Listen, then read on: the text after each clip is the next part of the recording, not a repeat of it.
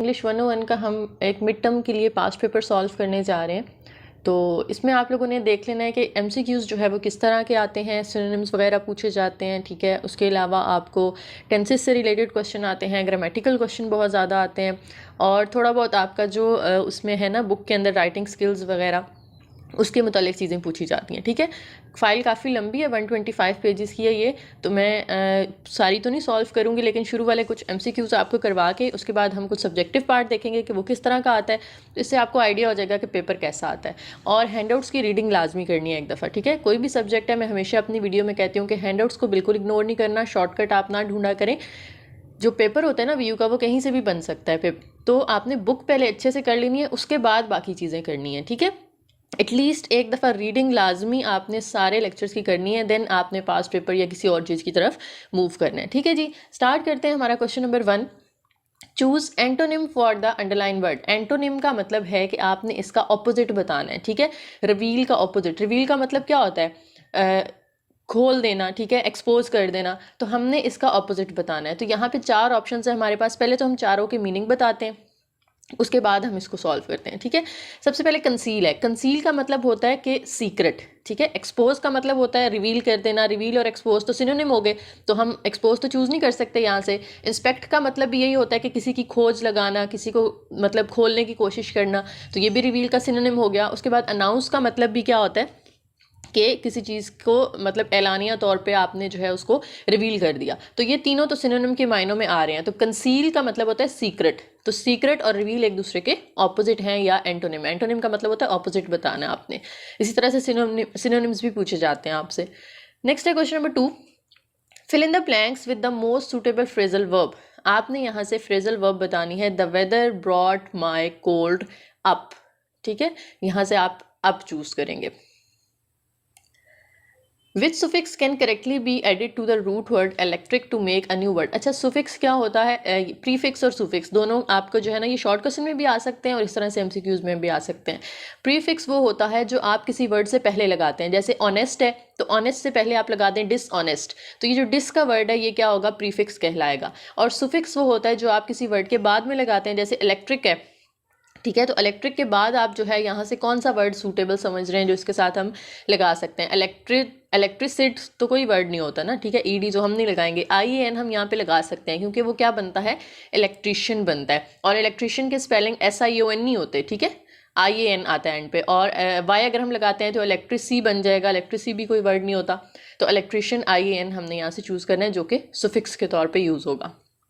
Question है हमारे पास। Newton imagined light to dash of particles emitted from luminous bodies. Luminous bodies वो होती हैं जो चमकने वाली एक तरह से बॉडीज होती हैं ना, तो उनके अंदर से जो लाइट निकलती है, उसने कहा कि दैट कंसिस्ट ऑफ पार्टिकल्स, ठीक है, दैट कंसिस्ट ऑफ पार्टिकल्स। तो कंसिस्ट का मतलब होता है मुश्तमिल होना। एसिस्ट डिसिस्ट परसिस्ट यहाँ पे नहीं आएगा।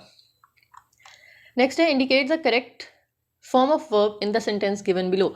आपने बताना है कि इसमें से करेक्ट फॉर्म ऑफ वर्ब जो है वो कौन सी यूज़ हो रही है। He was told not to laugh at policeman. उसे बताया गया कि उसने पुलिसमैन पे हंसना नहीं है। वॉज का वर्ड यूज़ हो रहा है, तो वॉज जब यूज़ होता है तो इसका मतलब है हम पास्ट टेंस की बात कर रहे हैं ना यहाँ पे, तो पास्ट हमने यहाँ से करेक्ट ऑप्शन चूज़ करना है। नेक्स्ट है read the answer carefully and decide which of the 5 choices provided come to closest in meaning to the word underline. आपने ये जो अंडरलाइन किया हुआ वर्ड है, इसमें एक तरह से ना सिनोनिम बताना है इसका। तो ये किसी लड़की का नाम है, हम शी यूज़ कर लेते हैं, ठीक है। She affected to like her only until she found a better friend. अब यहाँ पे मुझे लग रहा है कि एग्रीड नहीं होना चाहिए, उन्होंने एग्रीड मार्क किया हुआ है। यानी उसने क्या किया, एक तरह से शो करवाया ना कि वो उसको पसंद करती है जब तक उसे कोई और दोस्त नहीं मिल गई। तो यहाँ पे एग्रीड तो नहीं आएगा। एग्रीड का मतलब तो वो होता है ना कि तस्लीम कर लेना, मान लेना। तो प्रिटेंड का मतलब होता है कि किसी चीज़ को ना फेक तरीके से पेश करना। प्रिटेंड यानी बहाना करना, फेक करना। तो यहाँ पे मेरे ख्याल से प्रिटेंड आना चाहिए। She pretended to like her only until she found a better friend. तब तक उसने उससे दोस्ती का बहाना किया या उसको फेक तरीके से शो करवाया जब तक उसको एक और बेहतर दोस्त नहीं मिल गई, ठीक है। तो प्रिटेंड आना चाहिए यहाँ पे। नेक्स्ट है read the statement carefully and choose inference from the given option. आपने यहाँ से इन्फेरेंस चूज करना है। If you get fired from your job you can infer that. Inference का बेसिकली मतलब क्या होता है कि क्या रीज़न हो सकता है इसका, ठीक है। तो आपको जॉब से फायर कर दिया गया तो इसका मतलब क्या है, क्या रीज़न हो सकता है? यू डिड समथिंग रॉन्ग, आपने कुछ गलत किया होगा ना, जिसकी वजह से आपको जॉब से निकाल दिया गया। You will never get a job again, उसका मतलब ये तो नहीं है कि आपको कोई जॉब दोबारा नहीं मिलेगी, ये तो उससे हम नहीं इन्फर कर रहे, उससे ये इन्फॉर्मेशन तो नहीं मिल रही। इन्फर हम बेसिकली ये भी कह सकते हैं कि आपको इस सेंटेंस को पढ़ के इन्फॉर्मेशन क्या मिल रही है, ठीक है। तो हमें ये इन्फॉर्मेशन तो नहीं मिल रही कि आपको दोबारा जॉब नहीं मिलेगी, इस बात का तो कोई जिक्र नहीं है। You are the best worker, अगर आप बेस्ट वर्कर होते तो आपको फायर क्यों किया जाता? You might get a raise, आपको रेज का मतलब है प्रमोशन, तो अगर आपको प्रमोशन मिलती तो भी आपको जॉब से फायर तो नहीं किया जाता ना, ठीक है। तो यहाँ पे रीज़न क्या आ रहा है? यू डिड समथिंग रॉन्ग, हमें ये इन्फॉर्मेशन मिल रही है कि आपको जॉब से फायर कर दिया गया क्योंकि आपने कुछ ना कुछ गलत किया होगा। नेक्स्ट है complete the following sentence by choosing the correct option, आपने यहाँ पे करेक्ट ऑप्शन चूज़ करना है। The coach dash voice could be heard over all the other noise in the gymnasium, यानी जिम्नेजियम के अंदर कोच की आवाज़ जो है वो बाकी सारे जितने भी शोर थे उनसे ज़्यादा ऊंची हमें सुनाई दे रही थी। अब उसकी वॉइस कैसी थी, ठीक है। 4 यहाँ पे वर्ड है, अब चारों की मीनिंग तो आपको नहीं पता होंगे, तो पहले मैं आपको मीनिंग बता देती हूँ। सबसे जो पहला ऑप्शन है सैंग्विन, सैंग्विन का मतलब होता है कॉन्फिडेंट या पॉजिटिव वाइब्स देने वाली, या जो चीयरफुल किस्म की साउंड होती है, तो वो तो नहीं होगा ना। जो कोच की आवाज़ है वो एक कॉन्फिडेंट अगर होती, चीयरफुल होती, तो वो एक तरह से हम कह रहे हैं कि सारे शोर से ज़्यादा थी, यानी कुछ अजीब सी आवाज़ थी, ठीक है। तो ये तो पॉजिटिव मीनिंग दे रहा है, ये हम यहाँ पे सेलेक्ट नहीं करेंगे। नेक्स्ट हमारे पास आ रहा है इंग्रिशिएटिंग, इसका मतलब होता है कि स्मूथ टॉकिंग कोई बंदा जब कर रहा होता है ना, तो उसकी जो आवाज़ होती है कि बड़ी पोलाइट सी आवाज़, तो ये भी हम यहाँ पे नहीं लगाएंगे। नेक्स्ट आ जाता है स्ट्रीडेंट, स्ट्रीडेंट का मतलब होता है हार्श, बहुत ज़्यादा लाउड या रफ साउंड जैसे हम कहते हैं, ठीक है। तो ये हमें कुछ सूटेबल लग रहा है यहाँ पे। नेक्स्ट लास्ट को भी हम देख लेते हैं, मेलिफ्लुअस, मेलिफ्लुअस का मतलब होता है ये भी स्वीट और सॉफ्ट स्मूथ साउंड के मीनिंग्स में आता है, ठीक है। तो स्ट्रीडेंट का जो ऑप्शन है ये हमें ज़्यादा सूटेबल लग रहा है यहाँ पे, क्योंकि इसके मतलब है कि बहुत ज़्यादा लाउड और हार्श किस्म की वॉइस थी उसकी कोच की, जो कि जिम्नेजियम में बाकी सारे जो नॉइज़ थे उनसे ज़्यादा सुनाई दे रही थी। नेक्स्ट है choose a complete the following sentence by choosing the correct option, आपने इनमें से करेक्ट ऑप्शन चूज़ करके ये कंप्लीट करना है, ठीक है। जैसे हमने ऊपर वाला सेंटेंस किया है, the lab technician went through the titration process with dash care, जो लैब में टेक्नीशियन था, जो मतलब कोई भी प्रोसेस कर रहा था टाइट्रेशन वगैरह का, केमिस्ट्री लैब के अंदर जो होते हैं, उसने डैश केयर के साथ किया। अब इसमें भी 4 ऑप्शन है, इसके भी मीनिंग्स आपको नहीं समझ आ रहे होंगे, थोड़े मुश्किल लफ्ज़ हैं, तो ये मैं बता देती हूँ आपको। सेडुलस का मतलब होता है केयरफुल या अटेंटिव, और रिबाल्ट का मतलब होता है कि इम्प्रॉपर तरीके से या डर्टी के मीनिंग्स में आता है ये। उसके बाद वेस्टिजियल का मतलब होता है इनकम्प्लीट या इममेच्योर, और जो मॉडर्न है इसका मतलब भी होता है डिवास्टेटिंग, यानी इम्प्रॉपर, इनकम्प्लीट, इस तरह के मायनों में आता है। तो मॉडर्न यहाँ पे इन्होंने मेरे ख्याल से गलत मार्क किया हुआ है, हमें सेडुलस चूज़ करना पड़ेगा, क्योंकि सेडुलस का मतलब होता है केयरफुल। बाकी जो तीनों हैं ये इम्प्रॉपर, इनकम्प्लीट, डिवास्टेटिंग के मीनिंग्स दे रहे हैं। तो जो लैब टेक्नीशियन है उसने बहुत ज़्यादा सेडुलस केयर के साथ जो है वो प्रोसेस सब पूरा किया, ठीक है, अटेंशन के साथ, बहुत ज़्यादा केयर के साथ।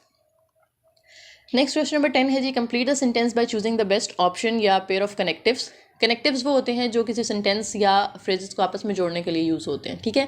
Dash the man dash their supervisor is to be blamed for the mishap, यानी ये जो मिसहैप हो गया इसके लिए, अब इधर ना 2 मीनिंग्स आ सकते हैं। हम या तो ये कह सकते हैं कि या वो शख्स या उसके जो सुपरवाइज़र हैं वो इसके ज़िम्मेदार हैं, या हम ये कह सकते हैं कि ना तो वो आदमी और ना ही उसका सुपरवाइज़र इसका ज़िम्मेदार है। तो अब यहाँ पे तो या तो ईदर और आना चाहिए या नीदर नॉर आना चाहिए। नीदर नॉर का मतलब होता है कि ना ये ना वो, ईदर और का मतलब होता है या ये या वो। तो अब ईदर और का ऑप्शन तो हमें यहाँ पे नज़र नहीं आ रहा, तो हमने नीदर नॉर चूज़ कर लेना, ठीक है। नीदर के साथ एंड नहीं आता, नीदर के साथ हमेशा नॉर आता है, ईदर के साथ जो है वो और आता है, एंड नहीं आता, और नीचे ईदर के साथ नॉर लगा हुआ है, ईदर के साथ नॉर नहीं आता, ईदर के साथ हमेशा और आता है। तो नीदर नॉर हम यहाँ पे सेलेक्ट करेंगे।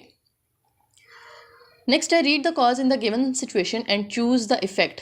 कॉज रीज़न होती है, ठीक है, और उसकी वजह से क्या काम हो रहा है वो इफेक्ट होता है, तो वो चीज़ें हमने यहाँ पे बतानी है। She was in a hurry riding her bike, so she carried her viola across the handle bars, she failed to see the rock on the street in the front of her, यानी वो एक cycle चला रही थी लड़की, और उसने अपना जो वायला है, वायला एक ना म्यूज़िकल इंस्ट्रूमेंट होता है, ठीक है, वो उसने अपने जो साइकिल के हैंडल बार्स थे उसके ऊपर हैंग किया हुआ था।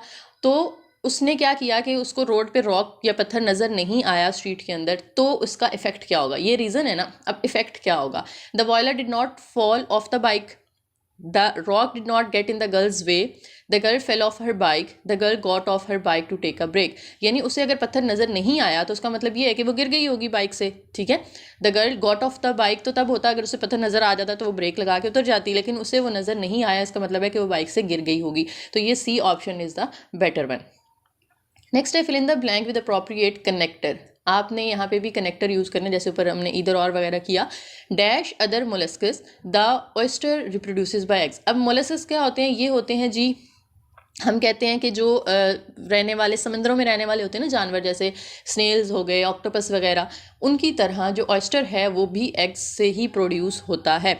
तो हमने उनकी तरह कहा ना, तो हम कहेंगे लाइक अदर मोलस्कस, यानी दूसरे इन जानवरों की तरह ऑयस्टर का भी ये प्रोसेस होता है, ठीक है। नेक्स्ट है which one of the following can not be use for the suffix IUN। हम IUN किसके लिए यूज़ नहीं कर सकते? तो पुट के साथ हम IUN नहीं लगा सकते ना, ये अजीब सा वर्ड बन जाएगा, ठीक है। एग्जॉस्ट के साथ लगा सकते हैं एग्जॉशन, ठीक है। करेक्ट के साथ लगा सकते हैं करेक्शन, कलेक्ट के साथ भी लगा सकते हैं कलेक्शन। पुट के साथ हम IUN यूज़ नहीं कर सकते। नेक्स्ट है हमारे पास choose the best meaning of highlighted words in the sentence. आपने ये जो 2 हाईलाइटेड वर्ड्स हैं इनका करेक्ट मीनिंग जो है वो बताना है। Reforestation will help to restore our environment. Reforestation का मतलब क्या होता है? दरख्त उगाना, ठीक है। यानी जो डिफॉरेस्टेशन क्या होता है? डिफॉरेस्टेशन होता है दरख्तों को काटना, और रिफॉरेस्टेशन होता है दोबारा से दरख्त लगाना, ठीक है, planting trees. And with the help of restore an environment. Restore का मतलब है हमारे माहौल को जो है वो क्या करना, एक तरह से वापस लाना, ठीक है, या उसको अपनी पहले वाली हालत में लेकर आना अच्छी सूरत में। तो यहाँ पे कटिंग डाउन तो हम यूज़ नहीं करेंगे ना, कटिंग डाउन तो मैंने आपको बताया डिफॉरेस्टेशन के लिए होता है, तो ये तो हम स्किप कर देंगे। उसके बाद planting trees, planting trees deforestation के मायनों में आता है ना, ठीक है। Again will replenish our environment. Restore और रिप्लेनिश जो है ये खुशगवार चेंज के मायनों में आते हैं, ठीक है। तो ये हमें यहाँ से करेक्ट लग रहा है। अगला क्यों नहीं हो सकता? क्योंकि forest should be cut to improve. जो जंगलात हैं या दरख्त हैं वो हमें काटने चाहिए to improve the worsening of environmental pollution, ताकि जो आलूदगी है वो और ज़्यादा बढ़ सके। तो ये तो इस मायनों में नहीं आ रहा ना, जुमला तो ये ठीक है कि आलूदगी जो बढ़ती है वो किस वजह से बढ़ती है, क्योंकि दरख्त काटे जाते हैं। लेकिन इस सेंटेंस को अगर हम देखें तो इसमें हमें आलूदगी के बारे में या दरख्त काटने के बारे में नहीं, बल्कि दरख्त लगाने के बारे में बताया जा रहा है, ठीक है। कटिंग डाउन ट्रीज तो ये भी हम यूज़ नहीं करेंगे लास्ट वाला, तो B option is the correct one. Next है complete the sentence by choosing the best option. यहाँ से भी आपने बेस्ट ऑप्शन चूज करना है। James usually has had lunch at this restaurant dash sometimes he eats elsewhere. यानी अक्सर James जो है वो इस रेस्टोरेंट पे लंच करता है, लेकिन समटाइम्स वो कहीं और भी खाना खा लेता है, तो बट यहाँ पे हमने लगा देना है, ठीक है। James usually has his lunch at this restaurant but sometimes he eats elsewhere. It was an expensive was dash they bought it to please their mother. यानी ये काफ़ी महंगा वाज था, लेकिन फिर भी उन्होंने अपनी मदर को खुश करने के लिए इसे ख़रीदा, तो बट यहाँ पे आएगा। It was expensive was but they bought it to please their mother. If you see someone fall off their bike you can infer that. अगर कोई अपनी बाइक से गिर गया है तो इससे क्या इन्फॉर्मेशन मिल रही है आपको? It's a new bike, they were not wearing helmet, they have never ridden a bike before, they have lost their balance। अब वो न्यू बाइक है, इससे गिरने का तो कोई ताल्लुक नहीं है, ठीक है। अगर उन्होंने हेलमेट नहीं पहना तो इससे भी गिरने का कोई ताल्लुक नहीं है, हेलमेट ना पहनने की वजह से कोई गिर नहीं जाता। They have never ridden a bike before, ये भी थोड़ा बहुत हो सकता है कि शायद उन्होंने पहले बाइक इस्तेमाल ना की हो। बीइंग अ पाकिस्तानी तो हम यही कह सकते हैं ना कि अगर कोई गिर गया तो हम कहते हैं जी इसे तो बाइक चलानी नहीं आती, इसने कभी पहले चलाई नहीं है। लेकिन यहाँ पे हम ये मतलब लेंगे कि अगर वो बाइक चला रहा था तो उसने अपना बैलेंस जो है उससे बरकरार नहीं रहा, ठीक है। They have lost their balance, इस वजह से वो गिर गए। अच्छा जी, नेक्स्ट है हमारे पास being unable to write clearly is a liability in a business career. In business one must often express opinions and ideas in writing. ये जो लाइबिलिटी है इसका आपने मीनिंग बताना है, या आपने एक तरह से इसका जो है वो हम कह सकते हैं कि सिनोनिम बताना है, ठीक है जी। तो लाइबिलिटी का मतलब होता है कि ड्रॉबैक्स। सरप्राइज़ और नेसेसिटी तो ज़रूरत को कहते हैं, सरप्राइज़ हैरानी या हैरत को कहते हैं, ठीक है। पेनल्टी भी इसमें नहीं आता, तो लाइबिलिटी बेसिकली यहाँ पे ड्रॉबैक के मीनिंग में आएगा। नेक्स्ट है by giving military aid to dictatorship in Latin America the United States has seem to sanction their cruel policies. Sanction का आपने मतलब बताना है। सैंक्शन का मतलब ना बेसिकली होता है अलाउंस, या अगर आप इसको एक्सेप्टेंस के मायनों में भी ले सकते हैं, अप्रूवल के मायनों में भी ले सकते हैं। तो यहाँ से हमें कौन सा बेटर ऑप्शन लग रहा है? अप्रूव। रिमेंबर क्रिटिसाइज और क्रिएट हम यहाँ पे इसको कंसिडर नहीं कर सकते। अप्रूव जो है ये सैंक्शन के मीनिंग में आएगा। नेक्स्ट है oh dear I have left dash my purse dash keys in the other bag. अब यहाँ पे देखें, या तो ईदर और आ सकता है या नीदर नॉर आ सकता है, कि या मैंने जो है वो आई have left either my purse और कीज़ इन अदर बैग। अगर नीदर नॉर का ऑप्शन होता तो हम वो भी यहाँ पे सेलेक्ट कर सकते थे, वो भी सूटेबल था, लेकिन यहाँ पे ना तो ईदर और है ना ही नीदर नॉर है, ठीक है। तो बाकी तो हम रिजेक्ट कर देंगे, तो बोथ एंड हम चूज़ करेंगे। आई have left both my purse and keys in other bag, यानी मैंने अपना पर्स और अपनी कीज़ जो है वो दूसरे बैग में छोड़ दी या भूल गए। नेक्स्ट है choose the phrasal verb most similar in the meaning to refuse. Refuse का मतलब क्या होता है? टर्न डाउन, यानी इनकार कर देना, टर्न डाउन। नेक्स्ट है which suffix can not be added to the root word employ to make a new word. Suffix मैंने आपको बताया था जो एंड पे लगाते हैं हम, ठीक है, एम्प्लॉय के एंड पे। तो इन्होंने कहा है इनमें से कौन सा नहीं लगाया जा सकता। तो एम्प्लॉयमेंट तो होता है ना, एम्प्लॉइंग भी होता है, एम्प्लॉयर भी एक वर्ड होता है, तो एम्प्लॉय लेस जो है ये कोई वर्ड नहीं होता, इसलिए हम इसके एंड पे लेस नहीं लगा सकते। नेक्स्ट है each class is to present dash a drama dash a song for the concert.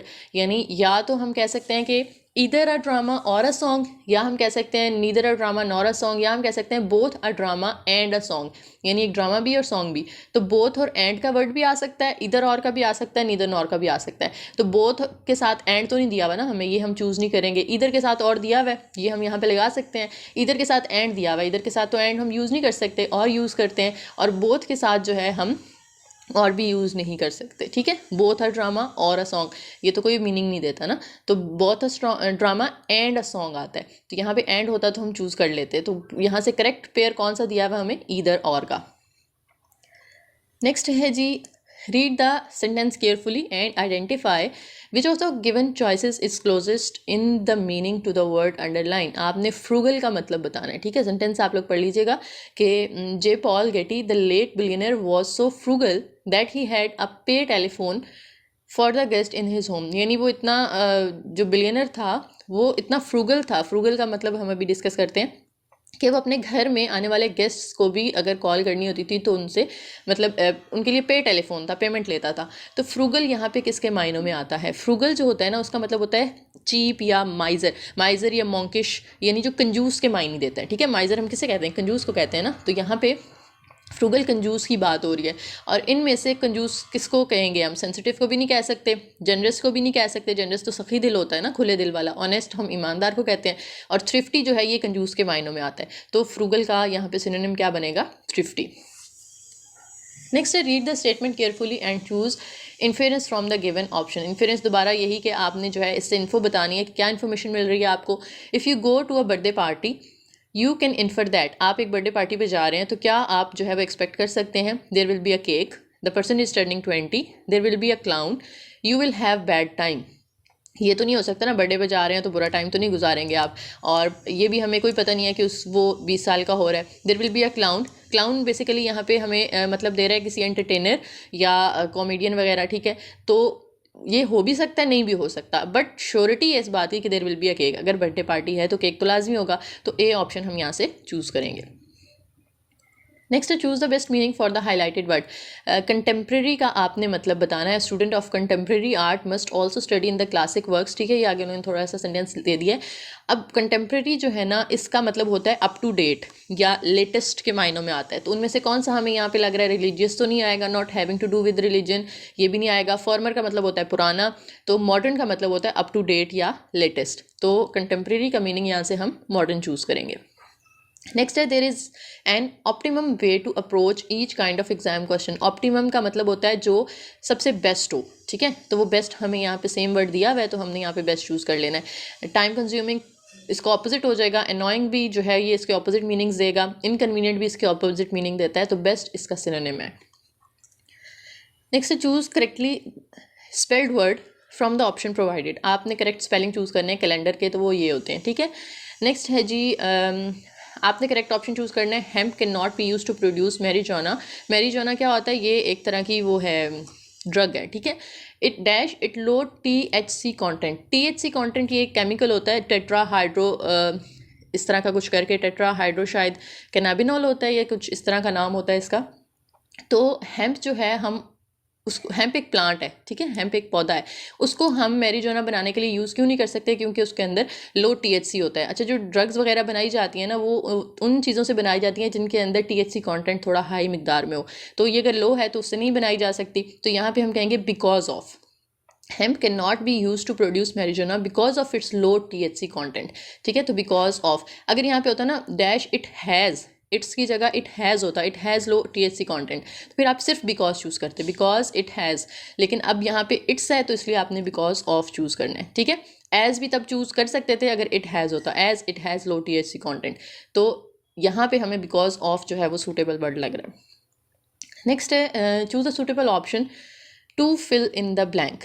Coach Calhoun tried to dash his team to try harder in the face of overwhelming odds, यानी coach Callahan ने कोशिश की कि उसकी जो team है वो ज़्यादा मेहनत करे in the face of overwhelming odd.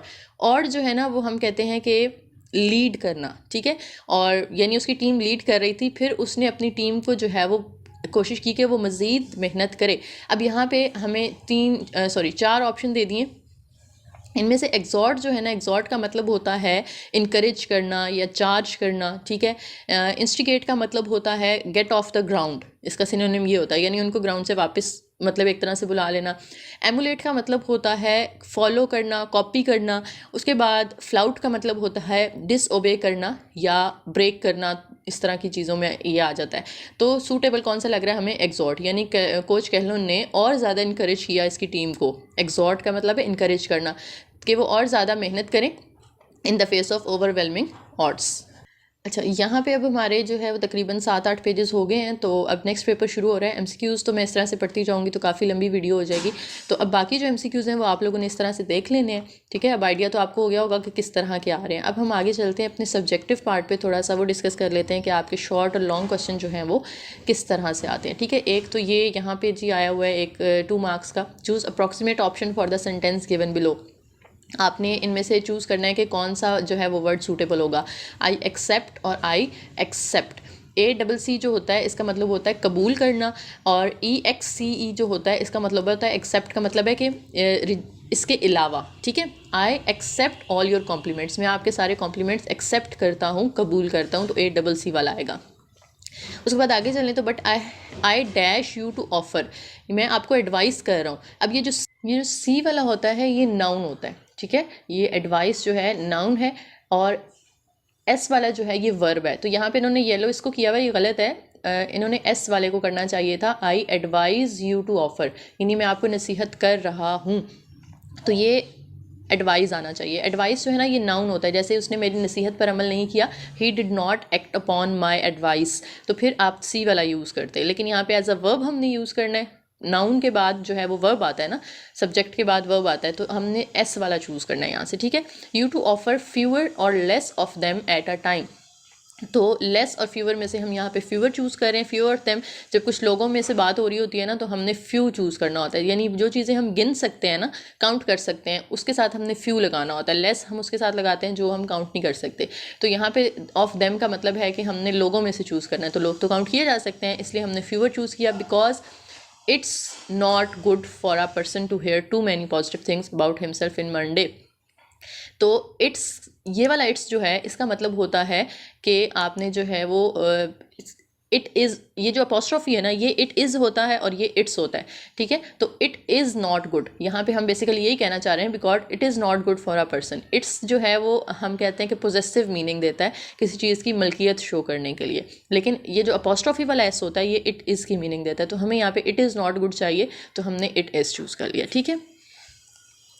Next फिर MCQs हैं, ये आप लोग देख लीजिएगा। आगे हम चलते हैं, कुछ और सब्जेक्टिव पार्ट अगर हम मिल जाए, ये देखें जी यहाँ पे, ठीक है। इस ऊपर वाले ये MCQs वगैरह आप लोग देख लीजिएगा, ठीक है। कॉन्सोनेंट्स वगैरह और इस तरह के। Brought up, she brought her children up on their own after the divorce, brought के साथ हमेशा अप आता है, शी ब्रॉट अप। उसके बाद कॉन्सोनेंट्स कितने होते हैं, वॉल्स कितने होते हैं, ये भी पता होना चाहिए। अच्छा, सब्जेक्टिव की तरफ चलते हैं। 2 नंबर का क्वेश्चन है, 4 ब्लैंक्स दी गई हैं आपको, और आपने करेक्ट जो है ना वो वर्ब चूज़ करना है। यहाँ पे माइक हैज़ डैश 3 सैंडविचेज़, और यहाँ पे ईट की कौन सी फॉर्म आनी चाहिए, तो Mike has eaten.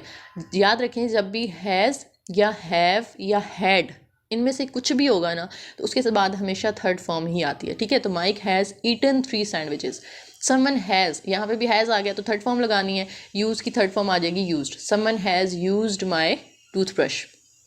I have dash him for 10 years, have आ गया तो इसके बाद थर्ड फॉर्म आनी चाहिए, तो नो की third form known, I have known him for 10 years.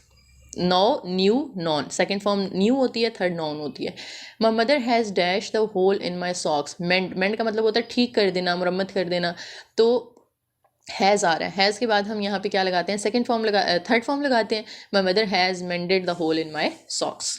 Next आ गया जी, what is the purpose of a table. Table का मतलब क्या मकसद होता है, थोड़ा सा आपने टेबल का इंट्रो बताना है। इसके अंदर रोज़ और कॉलम्स होती हैं, ठीक है, सबकी यूनिक वैल्यू होती है, और इसका मकसद क्या होता है कि डाटा को ईजिली हैंडल करना, अपडेट करना, उसको ईजिली एक्सेस कर सकें, हम सॉर्ट कर सकें यानी अरेंज कर सकें। उसके बाद इस तरह के क्वेश्चन आ सकते हैं कि आपने एक सेंटेंस दिया हुआ है, ठीक है, और उसमें कोई, अगर आपको वो कहते हैं कि आपने उसको री राइट करना है थोड़ा सा चेंज करके, हर अपार्टमेंट इज़ वेरी हॉट, ठीक है, वो कह रहे हैं कि उसका कोई एयर कंडीशनर नहीं है, हर अपार्टमेंट इज़ वेरी हॉट, उसके एयर कंडीशनर ना होने की वजह से उसका अपार्टमेंट जो है वो हॉट है। तो अब वो कह रहे हैं सेंटेंस आप इस तरह से शुरू करें, हर अपार्टमेंट इज़ वेरी हॉट, तो फिर आप इसको कंप्लीट कैसे करेंगे, ठीक है। तो ये आपने इस तरह के सेंटेंस भी आ सकते हैं पेपर में। नेक्स्ट आपको मैंने बताया था ना ऊपर एमसीक्यूज में कि प्रीफिक्स और सुफिक्स आपको शॉर्ट में भी आते हैं, तो यहाँ पे देखें 3 नंबर का आया हुआ है, आपने करेक्ट सुफिक्स चूज़ करना है यहाँ से। You will not B permit, permit था तो आपने उसके साथ ईडी लगाना है या ईआर लगाना है, तो परमिटर तो नहीं होगा ना, you will not be permitted to swim, यहाँ पे हम उसको ईडी लगाएंगे। The old road has to be repave, और उसके बाद आईएनजी है या ईडी है, मैंने आपको कहा था जहाँ पे हैज़ आता है तो इसलिए हमने यहाँ पे रिपेव्ड ईडी लगा देना है रिपेव के साथ। नेक्स्ट है are you plan to visit me in Myrtle Beach, अब ईडी आना चाहिए या आईएनजी आना चाहिए, तो आर आ रहा है ना, इज एम आर के साथ हमेशा आईएनजी आता है, ठीक है, जैसे मैंने आपको हैज़, हैव और हैड का बताया कि उसके बाद हमेशा थर्ड फॉर्म आती है, इज एम और आर के साथ हमेशा फर्स्ट फॉर्म और उसके साथ आईएनजी लगता है, तो are you planning to visit me. Next आपके पास फिर जी प्रीफिक्सेस वाले आ गए हैं, ठीक है, प्रीफिक्सेस वो होते हैं जो हमने उनसे पहले लगाने होते हैं, जैसे सिमिलर है तो उससे पहले आपने डिसिमिलर लगा दिया, उन्होंने कहा कि आपने नेगेटिव फॉर्म्स बनानी है ना, ठीक है, जैसे एक सेंटेंस था the new house is not similar to our old one, यानी ये जो नया घर है ये हमारे पुराने घर जैसा नहीं है, तो ये नॉट आपने हटा देना है, जब आप सॉल्व करेंगे ना नीचे इसको आंसर में लिखेंगे, नॉट आपने हटा देना है, उसकी जगह डिस लगा देना, dissimilar. The organisation insist that it is political था तो उसको इम्पोलिटिकल, नॉन पोलिटिकल भी लिख सकते हैं, इम्पोलिटिकल भी लिख सकते हैं। The ownership of the painting remains unclear, यानी पेंटिंग्स की ओनरशिप जो है वो भी अनक्लियर है, वो क्लियर था आपने उसके साथ अन लगा दिया, परफेक्ट था उसके साथ इम्परफेक्ट लिख दें उसको, ठीक है, मटीरियल है तो उसके साथ इमटीरियल लिख दें। नेक्स्ट है जी पैराग्राफ रीड करना है और आपको क्वेश्चन पूछे गए हैं। अच्छा, ये बड़ा कॉमन है, लॉन्ग क्वेश्चन अक्सर आ जाता है इस तरह का कि एक पैराग्राफ दिया हुआ है कॉम्प्रीहेंशन टाइप, ठीक है, पैराग्राफ दिया गया और उसमें आपको फिर एंड पे कुछ क्वेश्चंस दिए होंगे जिनको आपने आंसर करना है, और ये कॉम्प्रीहेंशन इतने आसान नहीं होते जैसे 9th-10th में थे कि आपने देख देख के बीच में से आंसर्स लिख देने हैं। इनमें थोड़ा बहुत सा मतलब उसको पढ़ के उसके बारे में इन्फॉर्मेशन आपको जब पता चल जाएगी सारी, फिर आपने जो है वो आंसर देने हैं, और ये लाजमी होता है कि ना वो टॉपिक पूछ लेते होते हैं कि आपने जो ऊपर पढ़ा है पैराग्राफ उसका टॉपिक बताएं क्या होना चाहिए, ठीक है, तो आपने अपने मुताबिक कि आपको जो टॉपिक सूटेबल लग रहा है, और अक्सर जो टॉपिक है ना वो पहली लाइन के अंदर ही आपको पता चल जाएगा। जैसे इस पैराग्राफ को अगर आप रीड करते हैं ना तो उन्होंने बता दिया कि व्हीकल्स यानी जो गाड़ियाँ होती हैं कॉलेज के बाहर उनकी प्रॉपर पार्किंग के बारे में इंस्ट्रक्शंस दिए हैं उन्होंने, ठीक है, कि जो येलो एरिया है रोड जहाँ पे येलो पेंट है वहाँ पे कोई जो है वो गाड़ी पार्क नहीं होनी चाहिए। उसके अलावा जो स्टाफ वगैरह है उन्होंने रेड कलर का जो पेंट हुआ हुआ है उसके ऊपर जाके अपनी पार्क करनी है गाड़ी, स्टूडेंट्स के लिए कुछ और है, ठीक है, तो यहाँ पे उन्होंने कुछ पार्किंग रूल्स वगैरह बताए हैं, तो इसका हमने टॉपिक दे दिया parking rules during college hours. तो ये इस तरह से आपने टॉपिक लाजमी उसका लिखना होता है, एक क्वेश्चन तो लाजमी ऐसा होता है, बाकी जो है वो चेंज हो सकते हैं, मेन आइडिया पूछा जा सकता है आपसे, या इस तरह की चीज़ें पूछी जाती हैं उसी पैराग्राफ से रिलेटेड। 5 नंबर का आता है अक्सर, ठीक है। नेक्स्ट एक और है underline the 2 synonyms in each sentence, यानी ये सेंटेंस आपने पढ़ना है और देखना है कि इसके अंदर कौन से 2 वर्ड्स ऐसे हैं जो एक दूसरे के सिनोनिम है। जैसे पहला सेंटेंस देखें, Irma thinks you are very well informed but Shelly believes, अब यहाँ पे थिंक्स और बिलीव्स दोनों एक दूसरे के सिनोनिम्स आ रहे हैं ना, you don't know about what you are talking about, तो यहाँ पे थिंक और बिलीव को हमने अंडरलाइन कर दिया, बोल्ड कर दिया, बस इतना काम आपने। वहाँ पे क्या करेंगे, आप ये सारा सेलेक्ट करेंगे ना टेक्स्ट क्वेश्चन के अंदर, उसको कंट्रोल सी करके आपने कंट्रोल वी के साथ आंसर वाली जगह पे पेस्ट करना है, और उसमें से जो जो चीज़ें आपने अंडरलाइन या हाईलाइट करनी है वो आप कर देंगे, सारा लिखने की ज़रूरत नहीं है। नेक्स्ट है Carrie gave a triumphant shout to celebrate our team's victorious record. Triumphant का जो मतलब है ना वो होता है सक्सेसफुल, ठीक है, और विक्टोरियस का मतलब भी सक्सेसफुल होता है, तो ये दोनों एक दूसरे के सिनोनिम्स हैं। I couldn't recall her name but I do not even remember where we met। recall का मतलब भी क्या होता है, दोबारा से याद करने की कोशिश करना, और remember का मतलब भी याद करना, तो ये एक दूसरे के सिनोनिम हो गए, ठीक है। उसके बाद नेक्स्ट हमारे पास है जी Chris was not in his seat when the teacher passed out the morning assignment he was tardy as usual. Tardy जो है यहाँ पे ये आता है अनपंक्चुअल के मायनों में, ठीक है, जो बंदा पंक्चुअल नहीं होता उसे हम टार्डी कहते हैं। Then he missed the bus and was late for supper. अब वॉज जो है वॉज लेट, सॉरी, ये जो लेट है ये भी अनपंक्चुअल के मायनों में आता है, तो टार्डी और लेट ये दोनों जो है हम यहाँ पे सिनोनिम्स के तौर पे हाईलाइट कर देंगे। इसी तरह से अगले में आप देखें कि George was demanded to confess his guilt, the other kid knew that George would never admit. Admit का मतलब भी तस्लीम करना, कन्फेस का मतलब भी तस्लीम करना या एक्नॉलेज करना, ठीक है, तो ये दोनों भी एक दूसरे के सिनोनिम्स हैं, ठीक है। इस तरह के इंग्लिश के पेपर में अक्सर यही होता है कि आपको चीज़ें दी हुई होती हैं, उनको देख देख के आपने सॉल्व करना होता है, चाहे वो फिल इन द ब्लैंक्स की फॉर्म में है, चाहे ये जिस तरह जैसे हमने ये वाला क्वेश्चन किया है, ट्रू फॉल्स हो सकते हैं, करेक्शन हो सकती है या कॉम्प्रीहेंशन हो सकता है, ठीक है। लिखने वाला बहुत कम आता है, रेयरली किसी का होगा कि कोई पैराग्राफ वगैरह लिखने को आ जाए। अच्छा, नेक्स्ट है read the sentence and identify them as fact और ओपिनियन। ये बड़ा कॉमन टॉपिक है जी, फैक्ट और ओपिनियन। इसमें से ना अक्सर क्वेश्चन आ जाता होता है, बहुत ज़्यादा स्टूडेंट्स का आएगा कि फैक्ट और ओपिनियन बताना है आपने। अच्छा, फैक्ट क्या होता है? फैक्ट वो होता है जो कि एक मतलब हकीकी बात है, जैसे the sun revolves around the sorry the earth revolves around the sun, तो ये क्या है, एक फैक्ट है, ठीक है। ओपिनियन क्या होता है कि जिसके बारे में ना हर किसी की राय चेंज होती है। जैसे हम किसी टीचर की बात करते हैं जी, दैट टीचर, उसके पढ़ाने का अंदाज़ मतलब पसंद है, या इस तरह की कोई भी आप एग्जांपल देते हैं, तो वो अब किसी के लिए अच्छा होगा उसका अंदाज़, किसी के लिए अच्छा नहीं होगा। कोई उस टीचर को पसंद करेगा उसके तरीके को पढ़ाने के, लेकिन कोई पसंद नहीं करेगा, तो ये होता है ओपिनियन, ठीक है। तो फैक्ट वो है जो कोई झुटला नहीं सकता, ओपिनियन वो है जो हर किसी की अलग अलग राय होती है, ठीक है।